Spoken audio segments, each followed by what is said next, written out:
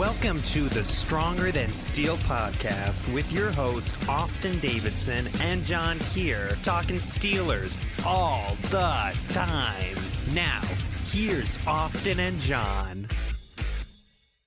Hello and welcome back to the Stronger Than Steel podcast. My name is John Keir, and joining me as always is my co-host, Austin Davidson. Hello. It is season 3, episode 7. I wanted to say season 2. It's April 7th, 2018. We're moving right along through the NFL offseason. The NFL draft just a few weeks away, starting on the 26th, so just under 3 weeks from Thursday. We got a lot of work to get to, Austin. The big position group that we're going to talk about today is the tight end group. But before we get to that, some Pittsburgh Steelers news. Free agent safety, how do you say his name? Nat Berhe? It's Burr. In his AMA, he said it was pronounced Burr. Nat Burr, the former New York Giants safety. He was drafted in the 5th round of the 2014 draft, a 26-year-old. Known for his special teams play. He had 10 tackles on special teams last year. He's played in 38 career games. He started 2 at safety in 2016. And he suffered a season-ending injury in 2015 after a blood clot that resulted from a calf injury in the preseason. So a little bit of background about Burr. He's the first NFL player. I forget from which country. I got to check this out. But what do you think about the signing? What is he going to contribute to the Steelers next year? He's a good signing if they cut J.J. Wilcox, which it should.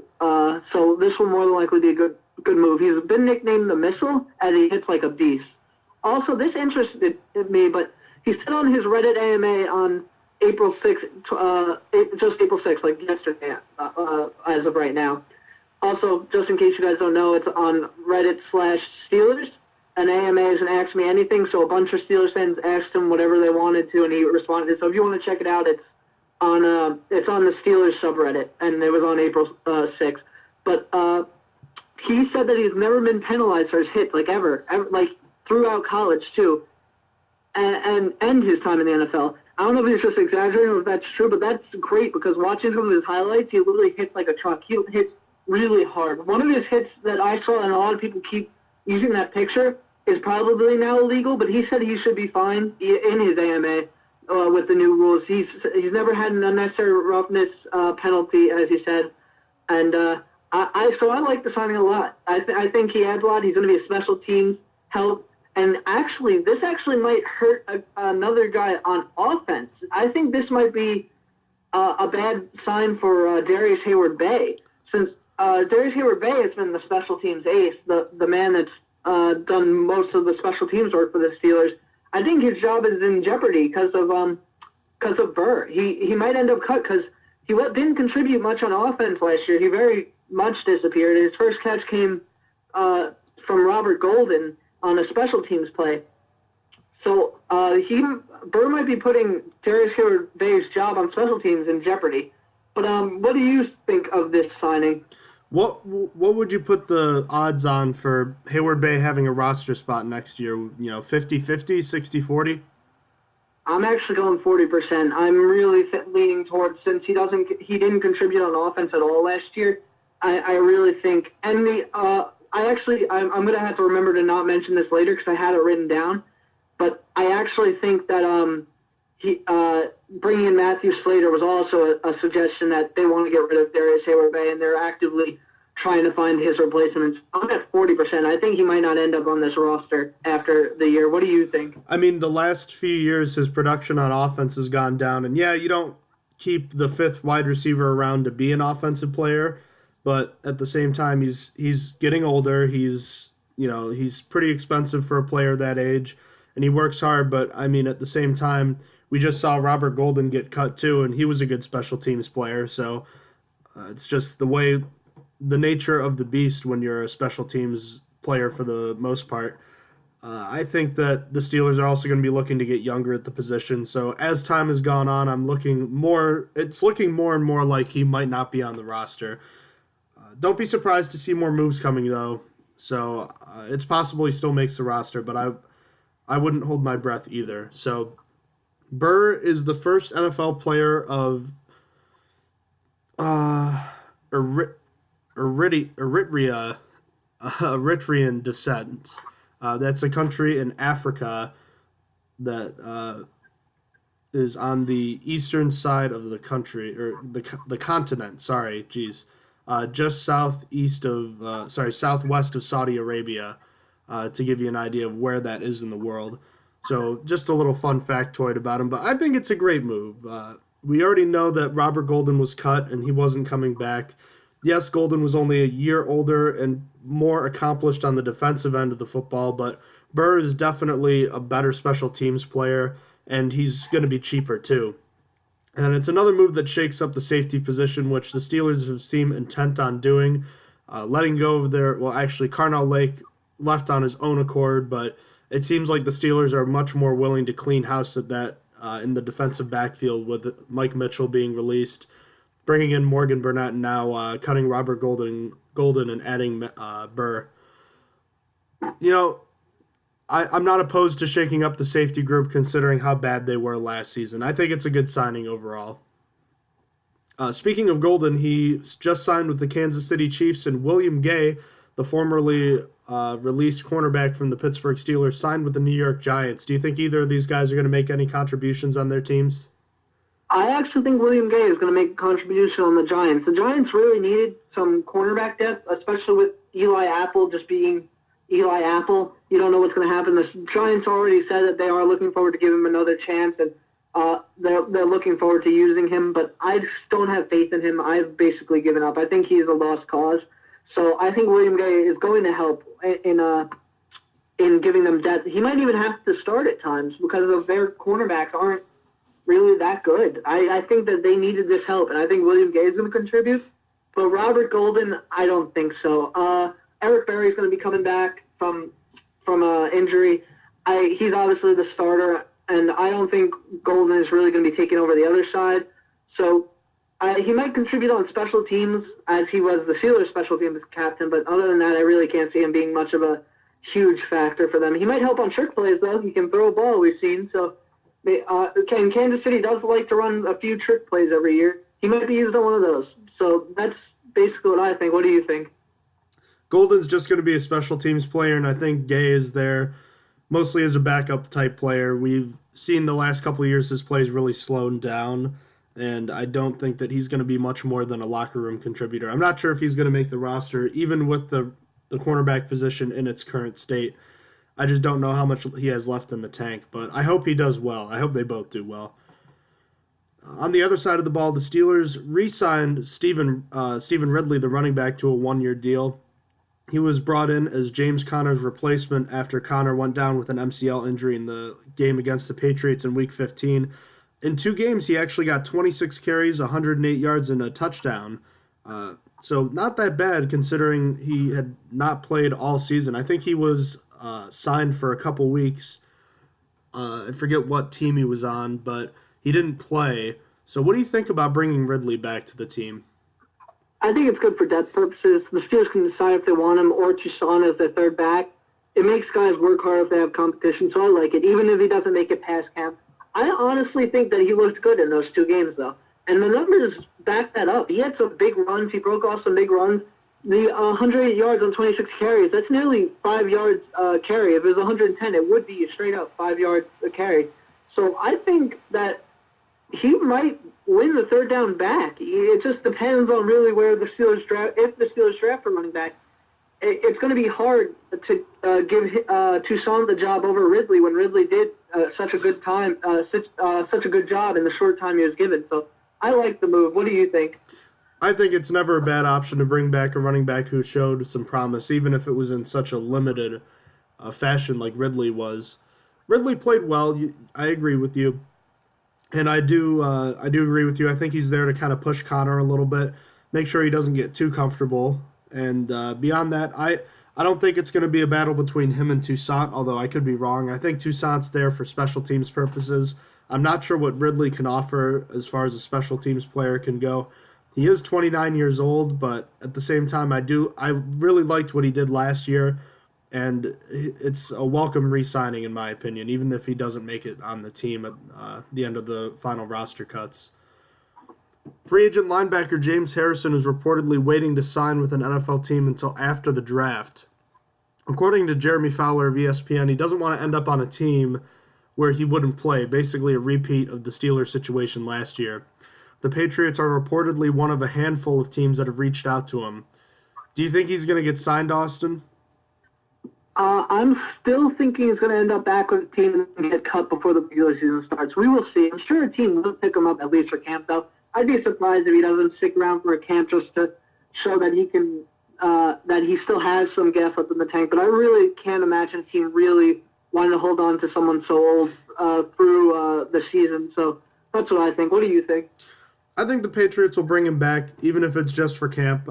If he makes a team, I don't think he's going to play much. I think he's pretty much done. The days of him playing 60 snaps like he did in the Super Bowl, those days are over. Again, I think it's much more likely he gets brought in for training camp, but I think the Patriots are going to continue to try to upgrade their defensive front because they were the weakness of that team last year, and I think he's just going to get phased out. If he doesn't get signed by Week 10, which I'm expecting he's going to get cut, I think he'll then decide to officially retire for the last time. The Steelers re-signed another player on the offensive side of the football, Justin Hunter, a wide receiver whom I know you haven't been a big fan of since the day he was signed last year. So what do you think about bringing Justin Hunter back for another season? I really don't like it, but honestly, I was looking at the Steelers wide receivers, and it's kind of necessary. The Steelers have a really solid starting three, and Antonio Brown, Juju Smith-Schuster, and Martavis Bryant. But after that, it's really weak. After cutting Eli Rogers, and even if it had Eli Rogers, I would still consider it weak. It's just you got a bunch of guys that haven't cracked the roster. They're just practice squad guys, and that's really it.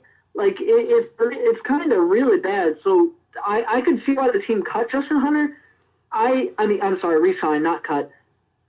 But I feel like I really don't want him to make the roster, but I think he might end up doing it because I think he almost has a better chance to make the roster than Darius Hayward-Bay because he might be able to contribute. But I'm really hoping for Marcus Tucker to take his spot from the practice squad. He's been with the Steelers for a few years now, and he's always looked really good in the preseason, but he's never been able to crack the roster. I'm hoping for that and a rookie that is drafted to make it over Justin Hunter because, honestly, as you said, I've never been a fan of Hunter. But, so that's what I think on the signing of Justin Hunter. What do you think? Well, I'm a little more optimistic on the signing. I know you had to look at the depth chart, and that was immediately what I thought about. The Steelers are very top-heavy at the position right now, and all it takes is a couple of injuries or a suspension from Bryant and an injury, and all of a sudden you've got 2016 all over again. You've got a no-name, and no offense to Kobe Hamilton, but you've got a guy who should be a depth receiver at best starting in the AFC Championship game. So the Steelers definitely need to address this position, bolster their depth, and yes, Hunter left a lot of plays on the field last year and didn't produce much at all, but he is somebody that has made plays in the NFL before, so I think it's definitely a good idea to bring him back. You don't have to keep him on the roster. Obviously, you can cut him in training camp. You see if you bring back Eli Rogers, maybe you bring back, you bring in a receiver from the draft. You see how that goes. But the bottom of the depth chart for the wide receiver position is very much uncertain right now. So adding Hunter will at least help that matter a little bit. But again, I don't think he's the kind of guy you want back there. He's nice to have when there's no one else, but I think that there are better options to elsewhere. So again, this shouldn't be the last move the Steelers make at the receiver position, but a decent signing nonetheless.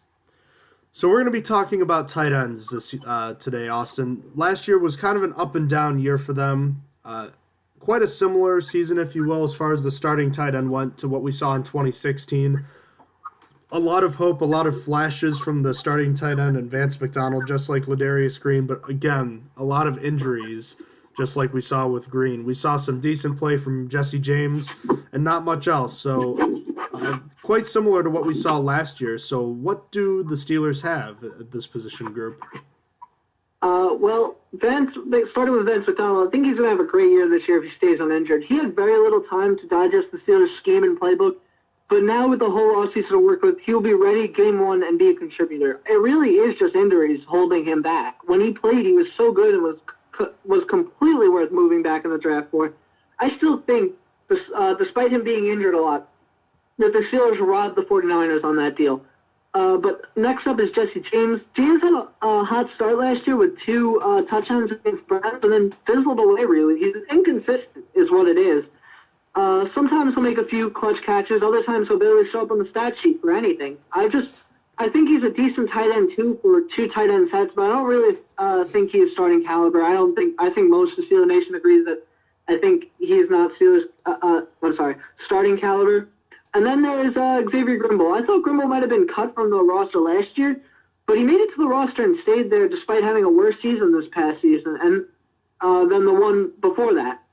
Again, Grimble is not guaranteed a roster spot as he regressed this year as a contributor, and a late-round guy who is younger can replace him if the Steelers wanted to go that route. That leaves Jake McGee, and he literally will probably only be around for camp, but who knows? He could challenge Grimble for that tight end free spot if the Steelers don't draft a tight end. What do you think the Steelers have here?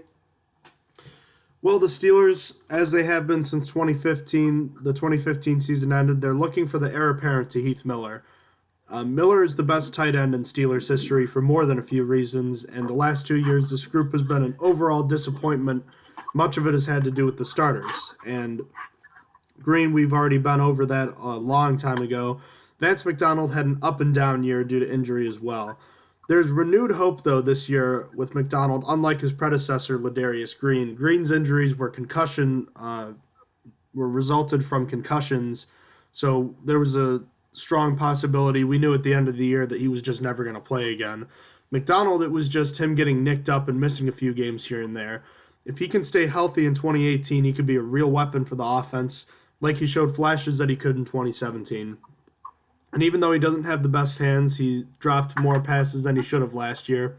His athleticism is right up there with the top tight ends in the league, and that's nice to have. That's something the Steelers haven't had ever, really. The next guy in line, Jesse James, he's probably been everything the Steelers could have hoped for when they drafted him in the 5th round back in 2015. James has been disappointing in some aspects, maybe when it comes to blocking and consistency, like you said. But when you think about it, James really should never be more than the number 2 tight end based on where he was drafted. And, furthermore, just the kind of upside he had. This is pretty much, we knew what we were getting in James. And he has disappointed a bit, but would his expectations be that high if the starters in front of him in 2016 and 17 not have been injured all the time? I mean, you saw the game he played against the Baltimore Ravens last year. We were there. That was probably his best game ever. He made several big catches in that game, did he not? Oh, yeah, he made several key catches in the first half before he went down injured. That was McDonald, not James. Oh, I'm sorry. My bad. He definitely had a really good game against the Ravens after McDonald went down. Well, both the tight ends played well in that game. James actually had a career high in starts, catches, yards, and actually tied for a career high in touchdowns last season. You could say that his career high 4th touchdown should have counted too. The infamous play against the Patriots. But James is a nice player to have on your team, even though he's not great at one particular aspect of what he does. He does just enough to get the job done. That's really all you should ask of your second tight end. The last 2 tight ends, Grimble and McGee, are going to have a camp battle for the final spot. Grimble flashed a bit in 2016, and last year he didn't show anything impressive, really. This year's probably the last year for him in Pittsburgh, unless if he shows something that we haven't seen yet.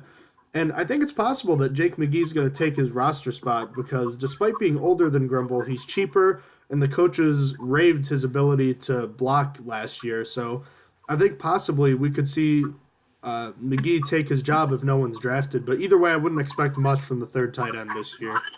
So is there a need here in free agency or the draft this year? Let's just cover both of them right now.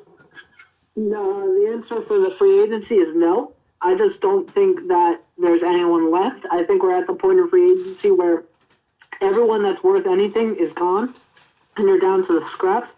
As for the draft, this is a weird one to answer, but the answer is yes. But not really for this year, because theoretically the Steelers could draft a tight end in the first round to get an improvement at a new number one tight end, but it would be stupid when the defense needs so much more help. There is still a tight end need, as Xavier Grimble and Jesse James will only have 1 year left on their contract, meaning that after this season, the Steelers have to re-sign them or they're gone.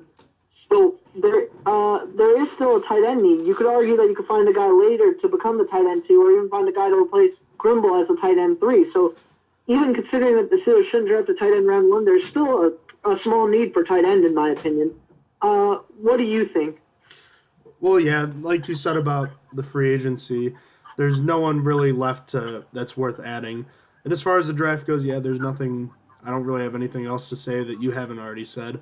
The tight end position is definitely something that the Steelers miss having when it comes to Heath Miller's ability and versatility. They haven't had consistency there for a long time, and it's something that's quite evident, and the Steelers have missed it. So I think that they want to draft a tight end early. I would want to, but at the same time, there are a ton of other needs, and the Steelers need to draft players that can contribute right away. And a tight end that is drafted high may contribute a bit, but he's not going to help the defense, and he's not going to be that much of an improvement over what the Steelers already have.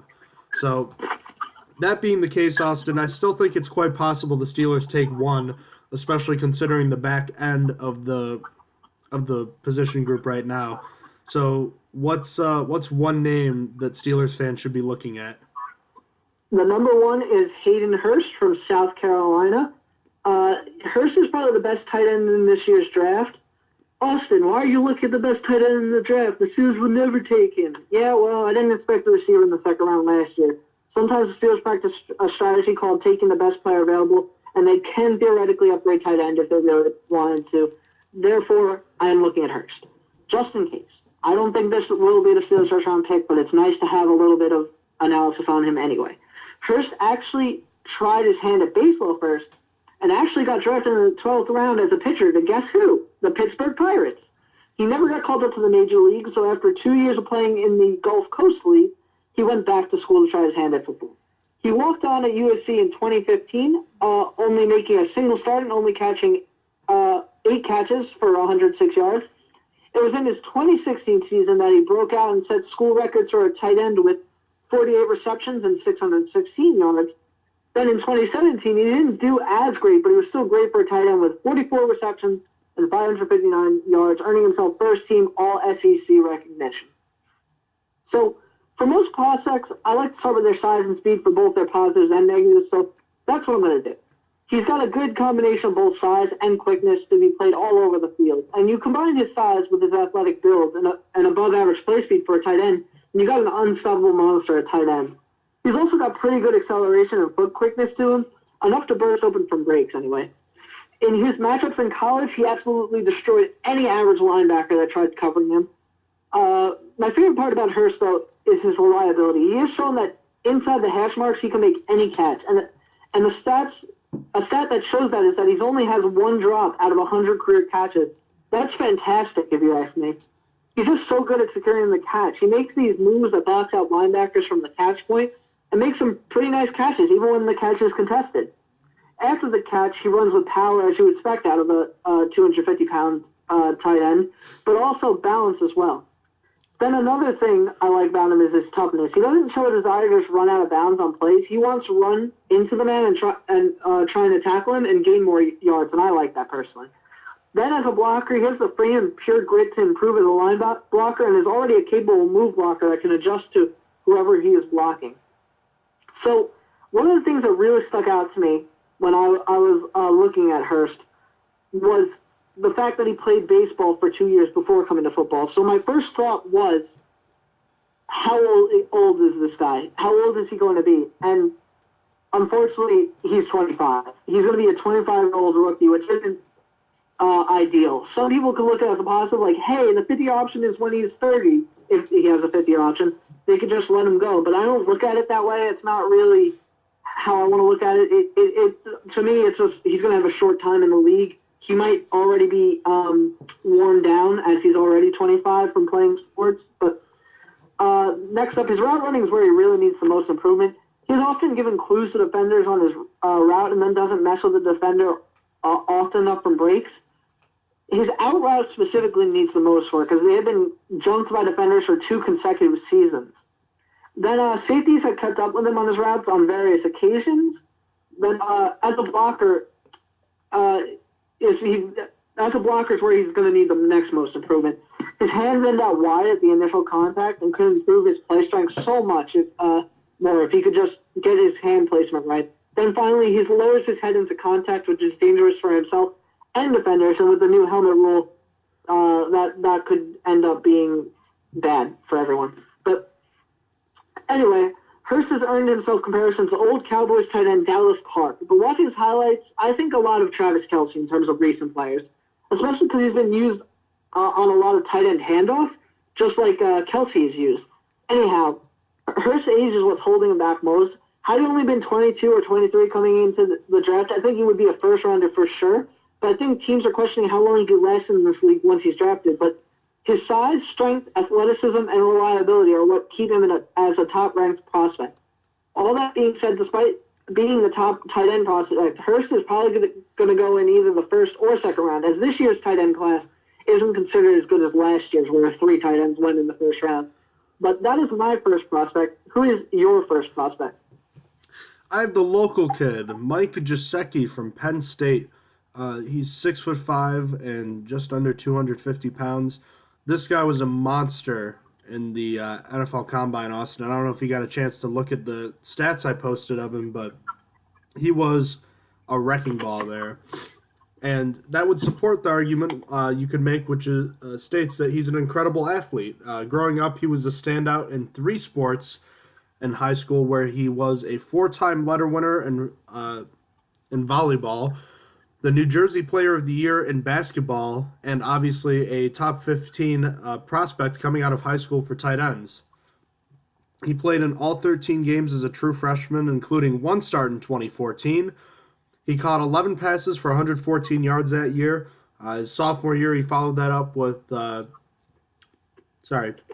the following season in 2015, he started 8 of 12 games and caught 13 passes for 125 yards and his first touchdown.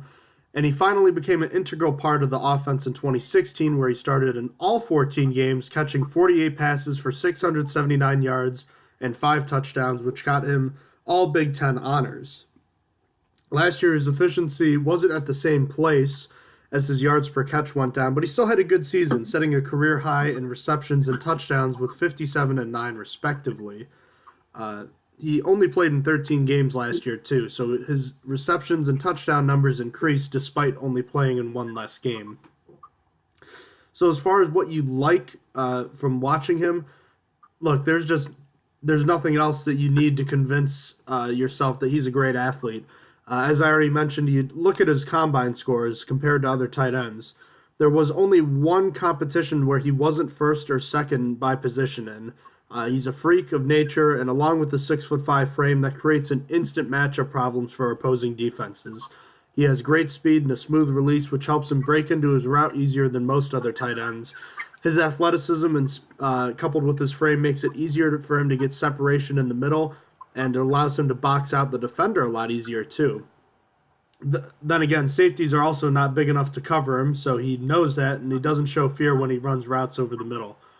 He is a fantastic player when it comes to high-pointing the ball, rebounding, just like rebounding in basketball. He rarely loses one-on-one battles in those situations, which would make him a great red zone threat, as he has good body control too when he has to extend to catch a pass. An experienced route runner at Penn State, he's learned how to make the small, subtle moves that you don't really see at this level that give him the upper hand against a good cover man.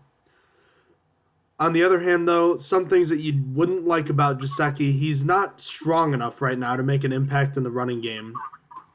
Despite having smooth releases, he hasn't faced many stronger linebackers that jam him every play. Scouts are concerned about his ability to beat that, thus hurting his value and timing on shorter routes. He drops too many passes for someone that's as open as he is often, and the worst part of his game is that he's a horrendous blocker. He's nowhere near as strong as he needs to be to help block defensive linemen, and he's actually a liability on almost every running play. He struggled to block defensive backs in college. This has to improve if he hopes to be a consistent starting tight end in this league. So, based on everything I was saying, Gesicki is a fantastic athlete, and he has room to become a great receiver, a matchup problem for opposing defenses. Teams are going to love that. And he also played against top-level competition in the Big Ten.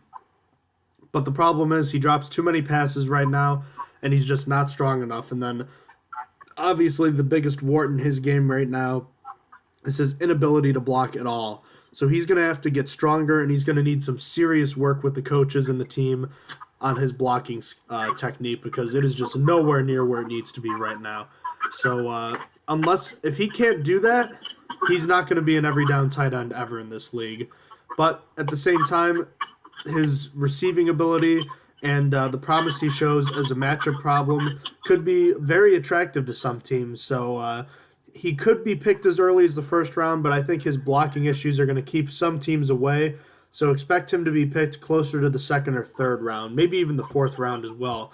If I'm the Steelers, it's an intriguing option, but I don't think the Steelers need another player like that right now. So I would move on from him. What's another name that Steelers fans should be keeping their eyes on after the South Carolina product Hurst? The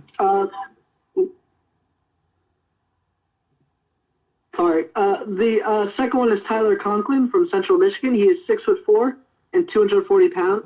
And he actually raised his draft value probably after the Combine. In the Combine, there was only one thing where he didn't finish in the top 5 for, and that was 40-yard dash. His vertical was second best. His bench press was tied for the 5th best. His broad jump was 4th best. His 3-cone drill was 5th best.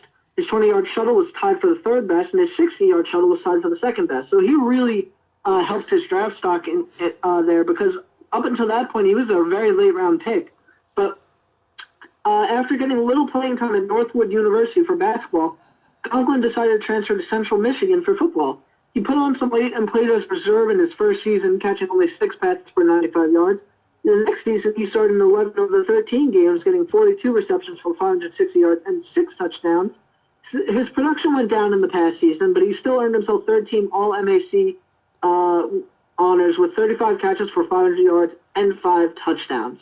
So what's good about is from his 2016 tape, he has shown that he has some solid acceleration that he puts into turns, and then he has used that acceleration to create space against tough coverage. Then he uses a variety of speeds in his routes to shake defenders off his tracks. I think one of his most important qualities, though, is that he has shown that he can make catches in traffic over the middle, which is a huge plus.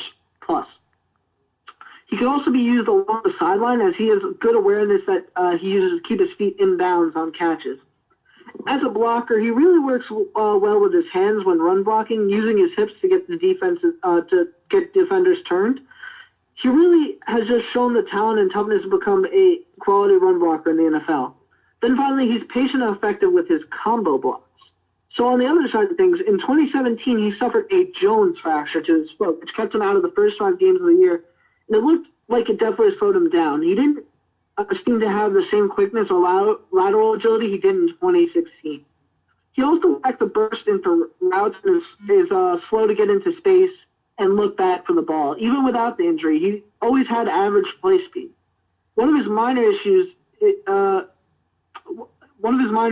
that he has a tendency to not work back to the ball and would open up an opportunity for a defender to make it back to the ball. But when an NFL coach gets to him, I'm sure that will go away. A more serious problem along the same line is that he has shown he is unable to make sudden adjustments to throws, and his catch radius is somewhat limited when a ball isn't thrown close enough to him. His most concerning quality is that his ball skills have been inconsistent, sometimes making these amazing catches and other times dropping easy balls. Then finally, he's going to need to add more muscle to his strength to handle NFL players.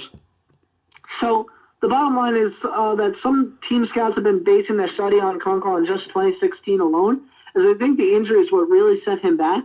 But I think that is an awful idea and was probably coming from a scout from the Giants or Bears or some other bad team, because teams need to take into consideration that injury he suffered may hold him back for the rest of his career.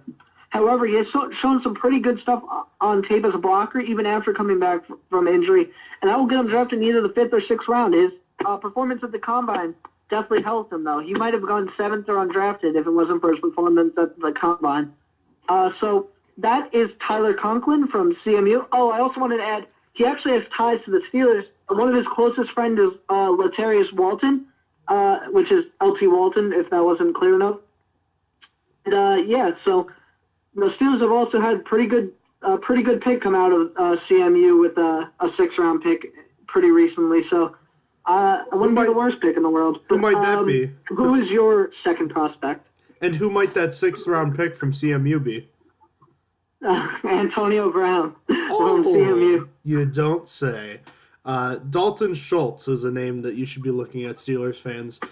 He's a Stanford product, and we've had some good Stanford product players coming from that school. One name comes to mind, David DeCastro, a 4-star athlete, top 100 recruit from Utah in high school.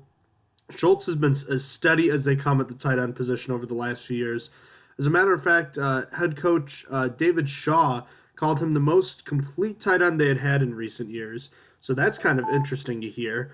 After redshirting in 2014, he played in 14 games the following season, his redshirt freshman year. He caught 10 passes. He caught 10 passes for 121 yards and his first collegiate touchdown. The next season, in 2016, he earned all Pac-12 honors after catching 23 passes for 222 yards and 1 touchdown. And then last year, he was a great option, paving the way for running back Bryce Love, catching 22 passes for 212 yards and 3 touchdowns, and his efforts earned him first-team All Pac-12 honors before he declared for the draft. So, as far as what's good about Schultz, as described by his former head coach, he can really do it all on the football field. And it starts with his blocking, too. The coaching staff recognized his great blocking ability, and despite never being an offensive lineman, it's like he was another offensive lineman on the field. He's very technically proficient, and that gives him the upper hand against stronger defensive players. Delving deeper into this, his blocking skills he consistently showed he showed that he has great positioning of his hands on the defender, giving him inside leverage. He drives his feet through the play, and that helps him stick to defenders while showing some ability to be a strong finisher, and he stays square to his target, making it harder for him to be pushed around. This has allowed him to even take on defensive linemen one-on-one at times. He also doesn't need a double team to push defenders back all the time. This has made him a great player to run behind at Stanford because, again, he's like another offensive lineman. As far as his pass catching goes, he has a good sense of where the soft spot in zone coverage is, which isn't super common at his age either. He's physical at the top of his routes, willing to throw some elbows in order to get open, and since his speed isn't going to do that for him. He does a good job of sensing a blitz when he's on a route, turning back to the quarterback sooner than most plays would have called for because he recognizes the quarterback may have to get rid of the ball quickly. He has the potential to be a reliable safety valve over the middle and in traffic, and he showed the ability to pass protect at his position too, which is also something you don't see very often. So maybe if the whole tight end thing doesn't work out, he'll have a future as an offensive lineman perhaps. That's kind of interesting. As far as what he doesn't do great, you saw his numbers. You saw his numbers, Austin. He was not great in college when it came to pass catching. That's not going to change in the pros, most likely. He lacks top-end speed at his position, which limits his route tree, making him more of a predictable and easier target to cover. He doesn't do a great job of using his strength to box out defenders as much as you would like at the catch point, and he's not physical after the catch either. In fact, he tends to slow down before contact, making it easy for him to be knocked backwards as opposed to falling forward. And despite his ability as a blocker, his hand placement disappears at times, and I mentioned that his initial hand placement is great, but when he faces a defender with longer arms, it tends to go away, and he'll grab on the outside of the jersey, which leads to holding penalties. So bottom line, Schultz is a perfect prototypical tight end for the Steelers, a guy that's skilled and takes pride in blocking while being able to add a little something in the receiving game as well. Schultz has good strength and technique at the point of attack and is capable and a reliable target over the middle on underneath routes, but he's not going to be as attractive to NFL teams now because of the nature of the position. 15 years ago, he would have been the perfect mold of a starting tight end, but as years have gone on, the NFL has shifted more from the blocking specialist to the guy that, run down the seam and are matchup problems down the middle like Rob Gronkowski or Jimmy Graham. So that being the case, his limited production and consistency in the receiving game, inconsistency in the receiving game are going to keep him from being a top prospect at this position, but he's still a good option. Most mock drafts have him going before the 4th round, and he's someone I've had my eyes on for a while, Austin, so I hope the Steelers end up with him. Who is your third and final tight end prospect? My third and final one is Marcus Baugh out of Ohio State. He is 6'5" and 250 pounds. Baugh didn't really make a name for himself until his 2016 season, where he and J.T. Barrett connected several times in the year. Prior to that season, however, it was a rough start for him, playing as a reserve in 2014, getting only a single catch on the year, and also got suspended a game for underage drinking for the second time in that year. In 2015, he didn't really do much again, playing in 13 games and starting 2, but only getting 2 catches for 32 yards. As I said, though, 2016 is where he began to show up his best traits. He was an honorable mention All-Big Ten player with 24 receptions for 269 yards and 2 touchdowns. Then in 2017, he received the award again, catching 28 passes for 304 yards and 5 touchdowns. Probably the best thing about Baugh is that his agility. In the open field with the ball in his hands, he's just so dangerous. He has an elusiveness to him, and he also can jump over defenders that go low on him. Also, combining that agility with his athletic ability makes him a great blocker on screen passes. His next best trait has got to be how he works defenders. He can post them up and keep them out of his way to get himself a better throwing window, and also uses his long arms to keep himself separated and to create space between them. Then finally, he has some pretty good footwork when running routes, using long strides to eat space and distance, and to distance himself from coverage, and as well as on blocks to get himself into position to wall off his assignment. On the other side of things, I think Baugh's biggest downfall is his hands. He's just not a clean catcher at all. There's just too much tape of drops and double catches to trust him as a reliable pass-catching tight end.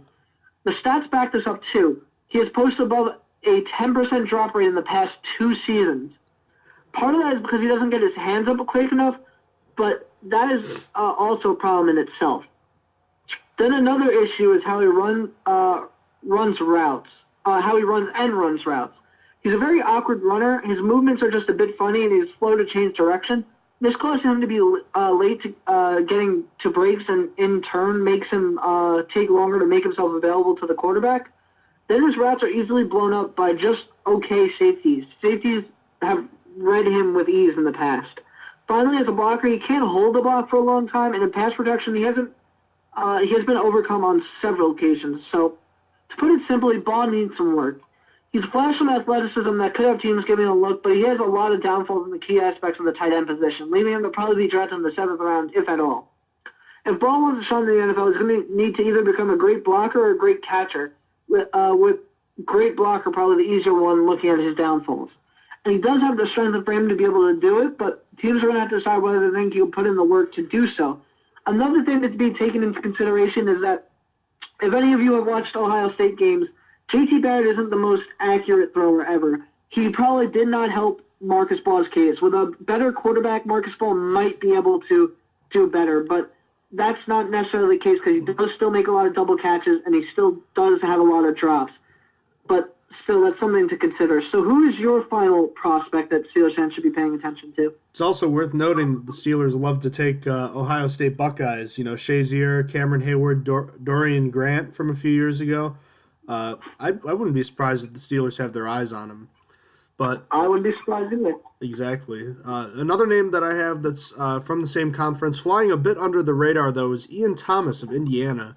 The 6'4" senior tested pretty well at the combine and got his name in the conversation a bit. He had a 36-inch vertical and had the second best broad jump amongst tight ends with 123 inches. he had a really difficult childhood. He lost both of his parents before his 10th birthday, and he turned his frustration and sadness to sports, where he was able to channel it into success while he was growing up. A three-sport athlete in high school, again, football, basketball, and track, just like I believe Giuseppe was volleyball, not track. His play on the gridiron, Thomas's, got him a spot on the team at Nassau Community College, so he's actually played some football down in Long Island near you, Austin. After Really? I didn't know that. Yeah, kind of interesting, huh? I didn't know. I didn't know they had a football team down there. I didn't know either. The more you know. After, you know what? You want to do me a favor? See if they have any of his statistics from there. I'm kind of curious what they were. Sure. After his season, after his second season there, he was rated the second best JUCO tight end in the country. He transferred to Indiana, where he played sparingly in 2016, catching just 3 passes for 28 yards. But last season he emerged more in the passing game, playing in 9 games and catching a career-high 25 passes for 376 yards and 5 touchdowns. Scouts and coaches who have met him, this is the first thing they'll mention to you, is that he loves the game. And he contrasts his love and passion of the game, though, with a humble and focused approach as a student of the game of football. He's got a good frame for a tight end, and he comes with a good amount of muscle on his body already. He's deceptively quick for a 260-pound player, and he comes out of cuts matching where he matches his jams with physicality and runs through them quickly. He's fast enough to run routes up the seam or out to the boundary, too. And despite not catching a lot of passes, he has good hands, and he loves to punish defenders when he has the ball in his hands. You mentioned you like that aspect, Austin, where a player will fight for those extra yards. Unlike Dalton Schultz, Ian Thomas will do that. As a matter of fact, this I'll touch on this a little more, but he actually sometimes is a little too aggressive sometimes, and he'll try to run over someone when he doesn't need to. So I thought that was kind of interesting. But beyond his willingness to run over someone, he has a good stiff arm, and his long arms give him leverage against smaller defensive backs. A good core and lower body strength give Thomas an advantage as an inline blocking tight end, and his techniques as an inline blocker improved a lot over the last 2 years at Indiana, and he showed an ability to block in the slot as well, so that means he could be an effective option for crackback blocks or potentially stock blocking too, in theory anyways. But at the same time, I just mentioned he's a good inline blocker, but as of right now, he's not good when he's asked to come across the formation for wham or pulling blocks. It seems as though he's unwilling or unsure of what to do when he is called upon to do it. This problem is compounded when you realize that he doesn't have good hand placement and will typically run one hand on the outside of the defender's frame, leaving him open to be called for penalties. Although he's talented, Thomas is clearly a raw prospect.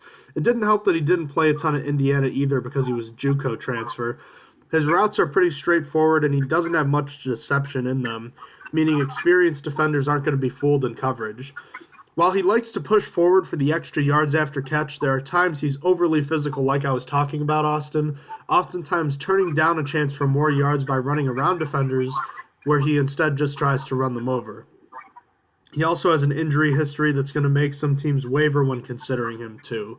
So bottom line, Thomas has the potential and talent to become a starting tight end in this league. He clearly has NFL ability, and with the proper coaching, that ability will come out. All you need is the evidence he made from his the jump from his junior year to his senior year at Indiana.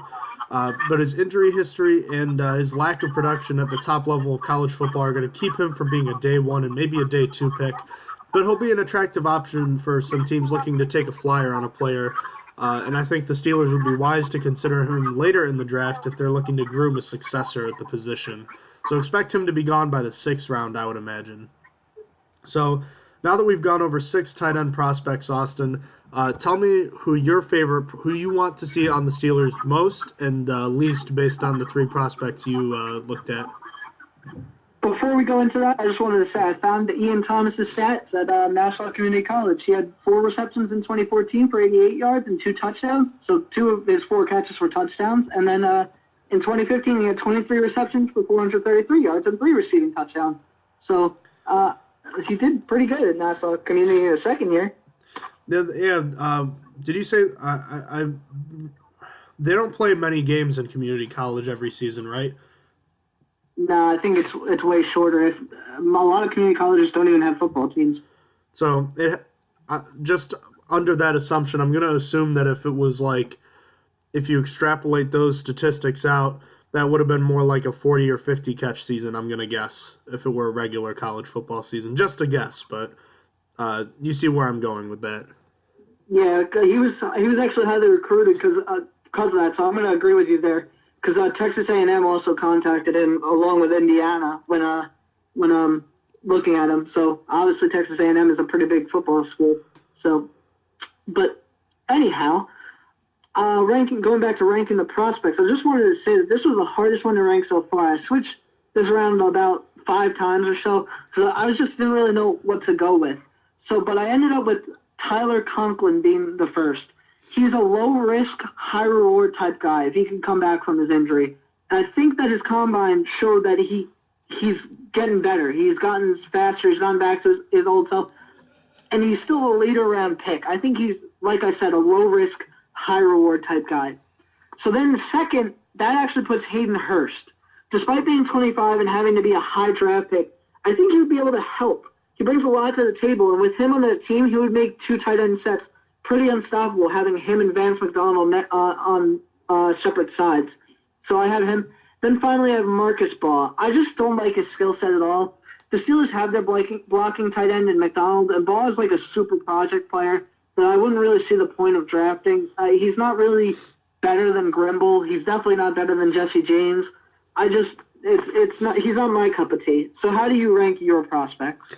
I had Dalton Schultz first, and this one was tough at the top because I loved him and Ian Thomas. And as far as Schultz goes, I just love tight ends like him because they remind me so much of what Heath Miller was. And because of teams loving the receiving tight end so much, I think there's a chance he falls a little bit, but probably not to where Pittsburgh is picking, but he would be kind of my dream scenario tight end. Thomas would be the next best option for me. He's pretty similar to Schultz, but not as NFL ready, so it's more likely he'd be available if the Steelers are considering a later round tight end. And then Mike Gesicki, the Steelers met with him, so keep your eye on him. His athleticism blows you away, and if the Steelers coaches feel that they could improve his blocking, watch out. Maybe the Steelers do draft him, but he's not a good blocker at all right now, and that doesn't fit the mold of what a typical Steelers tight end is. So I don't want to see him in Pittsburgh, at least not early in the draft. There are better fits, but again, an interesting option nonetheless. So even though it's not a top-heavy position, I think you'd agree with me that tight end is one of the more interesting positions we've looked at this offseason. Yeah, because tight end, there isn't really a very good one in the draft. As I mentioned earlier, last year there was 3 tight ends drafted in the first round. This year, it is quite possible that a tight end might not even go in the first round. It really depends. It's really coming down to the last few. Like the Steelers could draft one, the Jaguars could draft one, and then the Patriots could draft one. And that's really it, because there's no tight end worth a high round draft pick. It's really coming down to the last few people. I think the Jaguars might break and take one, but other than that, it might not even happen. Yeah, the tight end position is always very strange. Like last year, the 3 tight ends were taken. A few years ago, Eric Ebron was the only tight end picked, and he wasn't really worth the first round pick either. Tight ends seem like maybe they're top heavy, but the rest of the first 5 tight ends are good, but then no one else is good. Someone else who was actually good last year, who I remember I looked at him last year. He was one of my favorite players, George Kittle, who actually replaced Vance McDonald, was part of the committee that replaced Vance McDonald. Did you see him play last year for the Niners at all?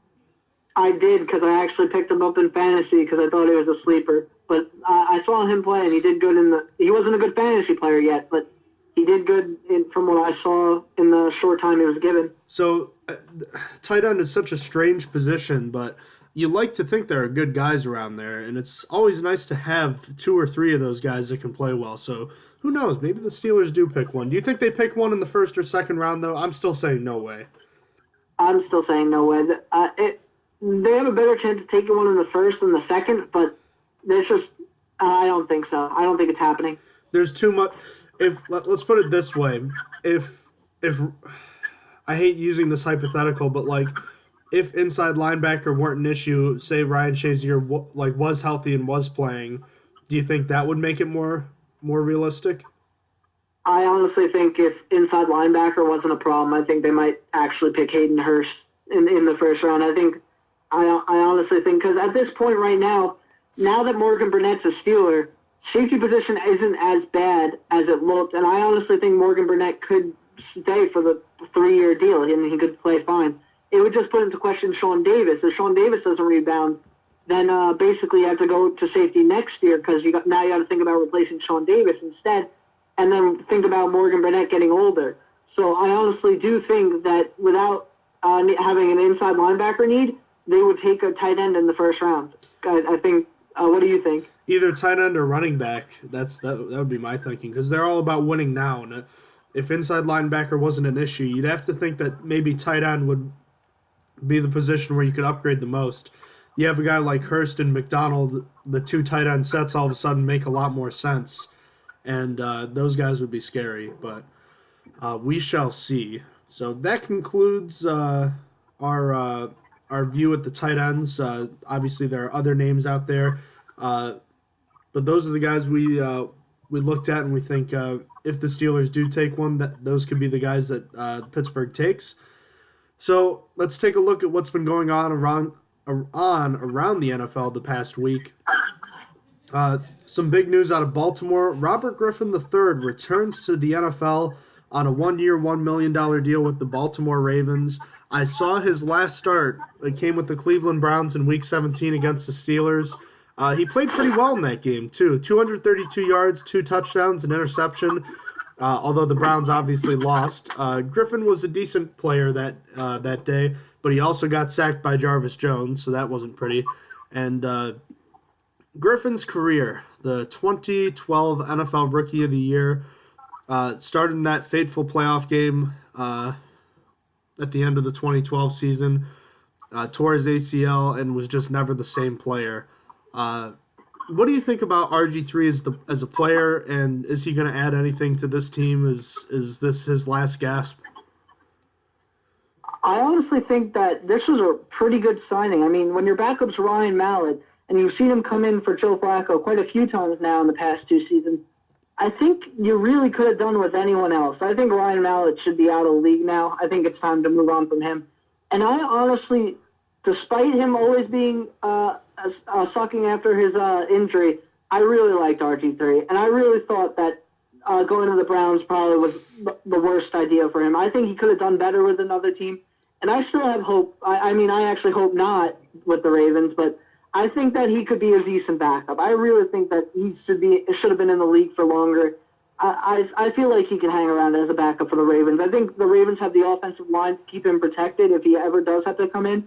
And I think he could do some work, because we saw what he did in 2012. In 2012, he was exactly what everyone expected. He was exactly what everyone was hoping for.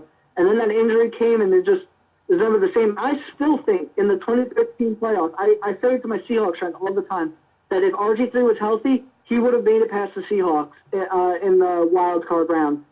Because it really, you could just tell that RG3 wasn't himself. He was so hurt. He'd taken several injuries in that year too, and I think that playoffs would have went completely different. But that's just my take on it. What do you think? I'm just interested. I'm looking at the whole Ryan Mallett. He was. Everyone thought he was going to be the successor to Tom Brady. Well, it didn't really turn out that way. He's never had a season where he's only started four games in a single season, but he's never had a completion percentage higher than 59.8%. He's terrible. He's never had a season where he's had more touchdown passes than interceptions, too. He's terrible. And yet the Steelers lost to him at the end of the 2015 season. Oh, we don't talk about that. That would have been awful if the Jets didn't lose to the Bills in Week 17, and that loss was what kept the Steelers out of the playoffs. Whew. That would have gone down in history as one of the worst matchups between the Ravens and Steelers, for Steelers anyway. For Ravens, that would have been amazing. Yeah, but Anyways, back to the task at hand. RG3 is a player I loved. He was my favorite player coming out of the 2012 NFL draft. I remember watching him at Baylor back when he won the Heisman Trophy. He was the most exciting player I had ever seen in college football at that point, and I was really excited to see him succeed in the NFL in his rookie year. But he was just never the same after that injury. I think he can contribute a little bit as a backup, but I think this is probably his last gasp, and I'm glad he's getting another chance, but his body was just destroyed. Time after time, he got hit, sustained injuries and missed time, and it seemed like he was never the same. But at the same time, who knows? Joe Flacco has broken down a bit the last few years. Maybe he'll get a chance to come in and prove something. I'm rooting for him because he's always been one of my favorite players ever since I saw him at Baylor. So good luck to RG3.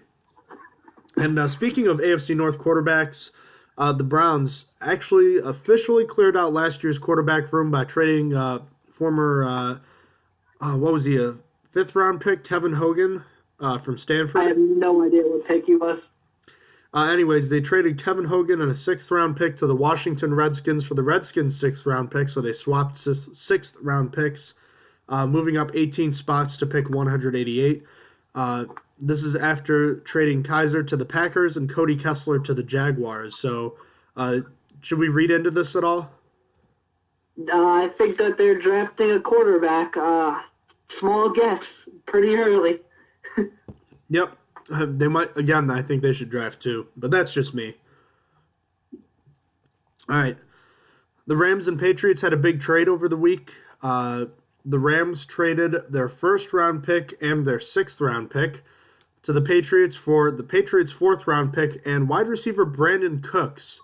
The Patriots traded, by the way, the Patriots who acquired Cooks last year, just over a year ago, they traded the last pick in the first round last year and a third-round pick for Cooks and a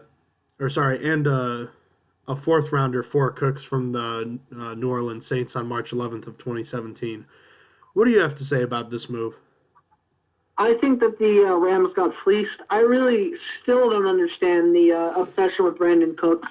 I never considered him like a top 10 receiver. He might just hit 10 or maybe 11, but like I never understood coming from last season how he was worth a first-round pick. I didn't understand it. I still don't understand it. And I think that the Rams got the Patriots got a better deal than what they paid for him. Obviously, the Patriots traded a first and a third, but that first was the 32nd pick.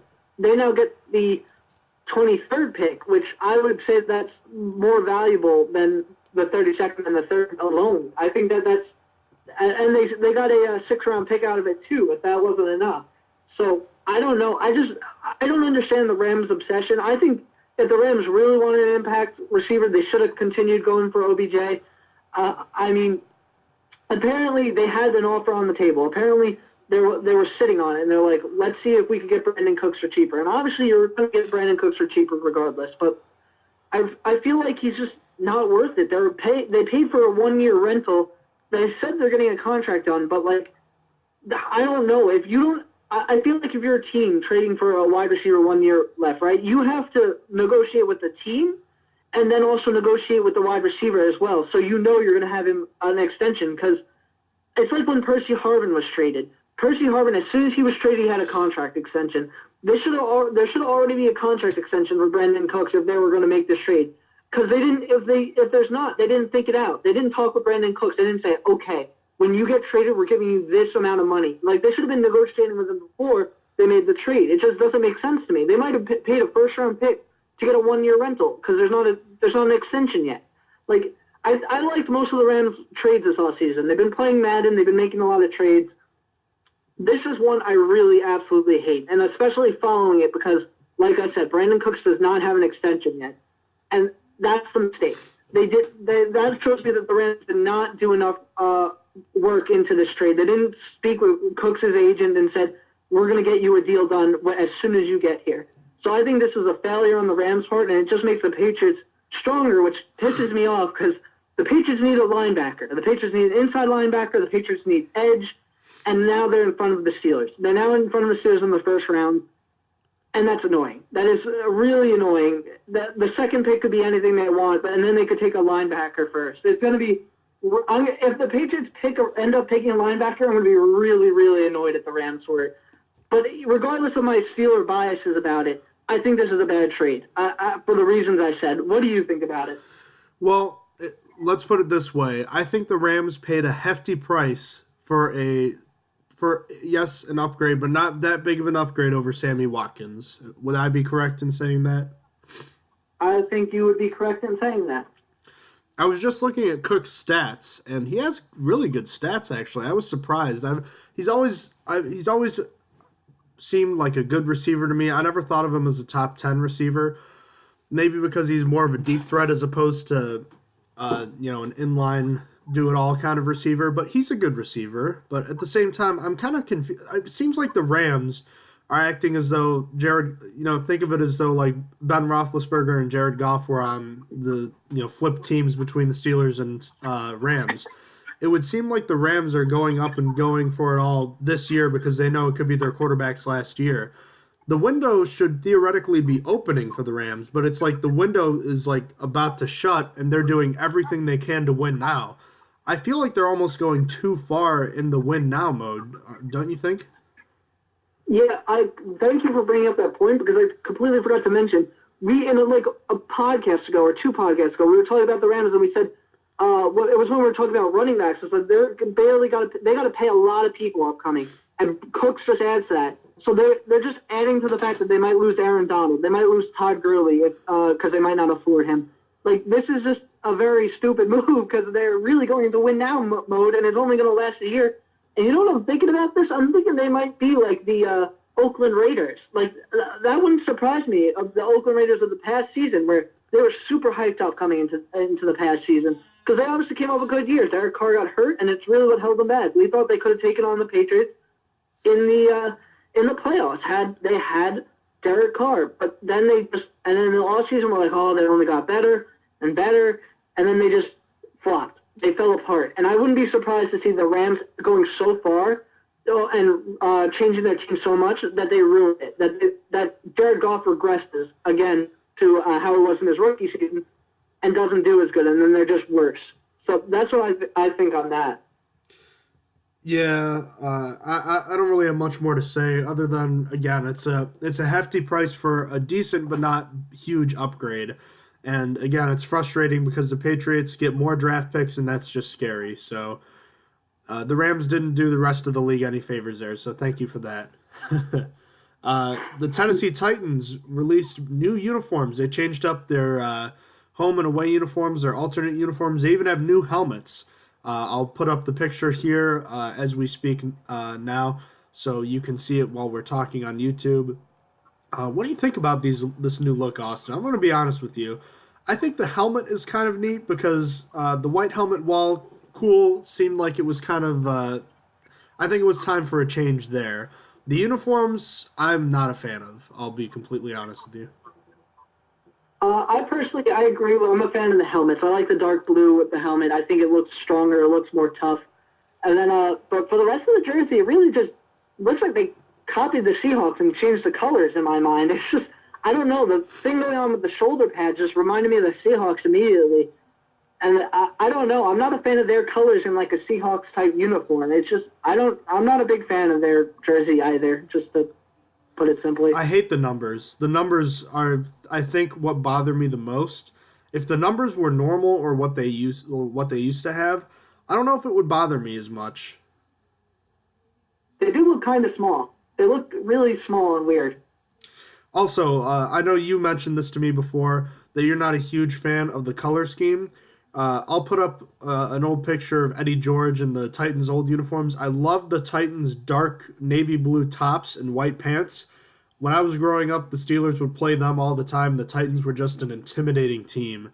The light blue tops, they're kind of cool, but I mean, they don't seem that intimidating to me. But I think the Titans had good uniforms with the dark blue tops and white pants.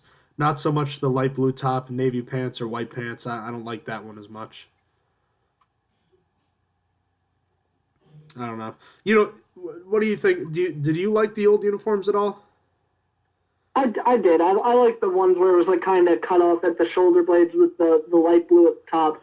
And I like the size of the numbers on that one. I really think that they were better that way too. I think they should have thrown it back to that. I personally do like the older ones. Do we know anything about when the Steelers uniform, their new throwback, is going to be released?